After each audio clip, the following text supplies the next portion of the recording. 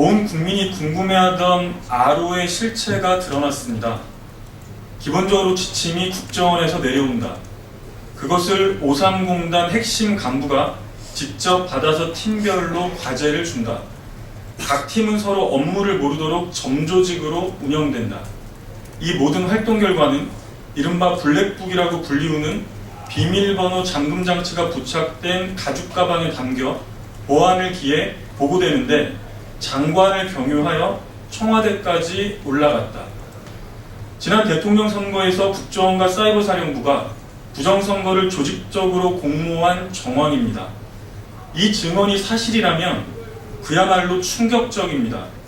최고 정보기관 국정원과 실질적으로 국가안보를 책임진 60만 군대가 조직적으로 움직여서 대통령 선거에서 부정선거를 획책했다는 말입니다.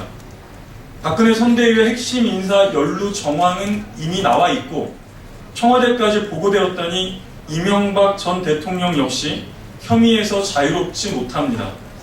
한마디로 모든 국가 권력이 총동원되어 박근혜 후보의 당선을 위해서 물불 안 가리고 뛰었다는 말 아닙니까? 이게 바로 진짜 아로입니다. 리베리언 어거니제이션, 내란 조직입니다.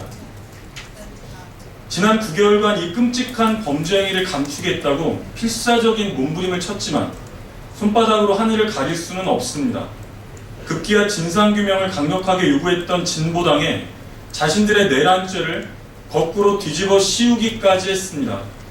그러나 오히려 하나씩 드러나는 진짜 헌정 파괴, 내란 음모 조직의 실체 앞에서 진보당과 이석규 의원 사건이 터무니없는 음해 조작임이 입증되고 있습니다.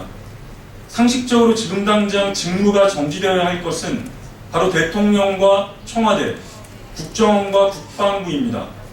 이미 수사의지가 있었다는 이유만으로 검찰총장은 날아갔고 수사팀장은 중징계가 결정된 마당입니다. 경찰 역시 축소 은폐에 여념이 없었습니다. 특검이 되었든 국회 국정조사가 되었든 철저한 진상규명이 시급합니다. 이것을 그대로 두고는 대한민국이 단 한 발자국도 앞으로 나갈 수가 없습니다. 두 번째입니다.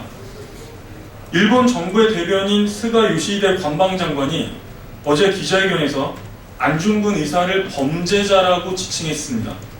이 발언 한마디로도 옷을 벗어야 할 그는 오히려 우리 정부의 유감 표명에 대해서 과잉 반응이라고 일축하기까지 했습니다.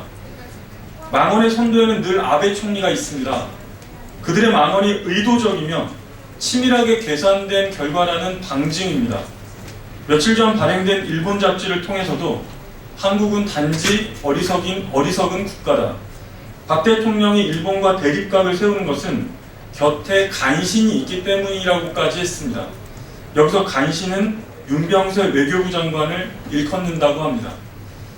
지난 역사를 모두 부정하고 동북아의 평화를 훼손하는 일본의 모든 극우 망동은 즉각 중단되어야 합니다. 강력히 규탄합니다. 그러나 정작 더 큰 문제는 우리 정부의 대응입니다. 과거에 대한 반성과 사과는커녕 또다시 재무장화를 추진하는 일본의 집단 자위권 문제에 대해서도 단호한 입장 하나 내놓지 못하고 있는 현실입니다. 김규현 외교부 1차관은 며칠 전에도 집단적 자위권은 어려운 형국이라며 일본 국내 문제이기 때문에 제어할 방법이 없다는 것이 엄연한 사실이라고 했습니다. 심지어는 갖고 있느냐는 논란의 대상이 아니고 행사하느냐가 문제라는 말까지 했습니다. 이것이야말로 명백한 망언입니다. 일본이 실행하지도 않을 법을 만들고 있다는 말입니까? 대체 어느 나라 입장을 대변하는 외교부인지 모를 일입니다.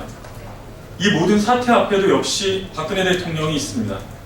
거듭되는 망언들 속에 느닷없이 한중일 공동 역사 교과서를 집필하자고 제안했습니다.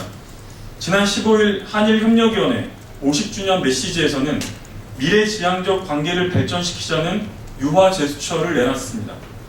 도대체 그토록 강조했던 외교관계 원칙과 격이 무엇인가 우리 국민들이 의아해하고 있습니다. 국가기록원은 어제 일제 식민지 시기 피해자 명부에 대한 분석 결과를 공개했습니다. 3.1운동, 관동 대지진, 강제징용자에 대해 새롭게 밝혀진 자료들입니다. 반성의 빛은커녕 오히려 극우 분색을 강화하는 일본의 만원에 더욱 분노할 수밖에 없는 오늘입니다.